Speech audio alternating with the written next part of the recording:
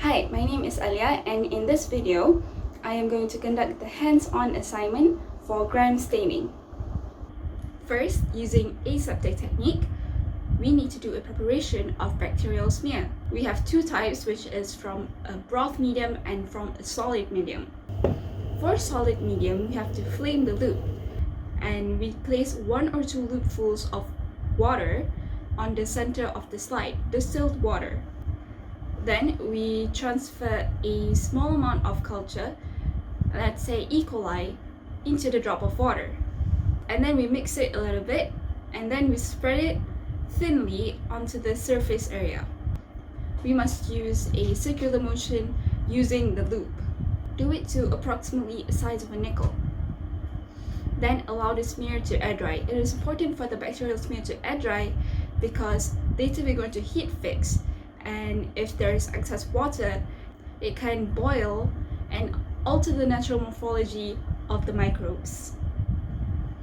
For broth medium, it is the same procedure as before, but you don't have to use water. You can just put the broth culture directly onto the slide and smear it thinly. So after a few minutes of air drying, while holding the slide at one end using a thong, quickly pass the smear over the flame 2 to 3 times. And there you go, you prepared your bacterial smear. Next, for the staining, gently flood the smear with crystal violet and let stand for 1 minute. Then the stain will be gently washed off with tap water. After that, gently flood the smear with grams iodine mordant and let it stand for 1 minute. After 1 minute, gently wash the stain with tap water. Next, you need to decolorize the smear with 95% ethyl alcohol. Now, add the alcohol drop by drop until the alcohol runs almost clear, showing only a blue tinge. Be careful as not to over decolorize. Gently wash the alcohol with tap water. After that, counter stain the smear with safranin for 45 seconds and gently wash the safranin with tap water. Finally, blot dry the smear with bibulous paper. In this case, I'm using tissue paper, and then examine under an oil immersion. So let's see the expected result for this experiment. This is the E. coli culture. Now let's talk about the principle. The bacterial smear is important before performing any staining procedure. A good smear should be really thin when dried. We should avoid thick smears because it can hard to be viewed under microscope. We can achieve this by just using the tip of the inoculating loop to suspend or spread the cells.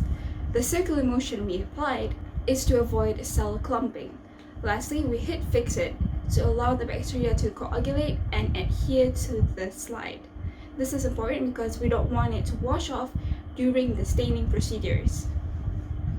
Now, gram staining has 4 reagents. The first is crystal violet, and it is a primary stain. Now, it is used to stain the cells with purple color. Then the grams iodine act as a mordant to intensify the first stain.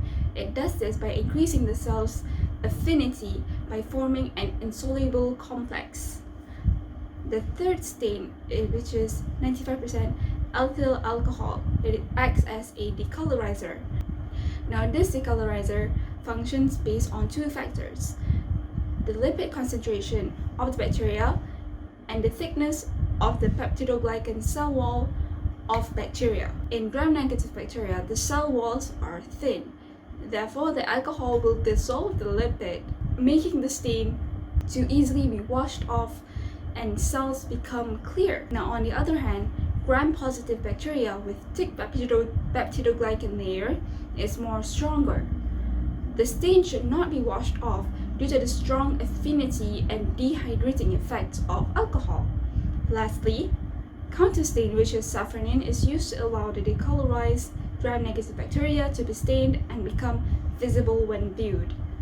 Now we can determine whether the bacteria is gram-positive or gram-negative. Gram-negative should be pink and gram-positive should be purple. Thank you.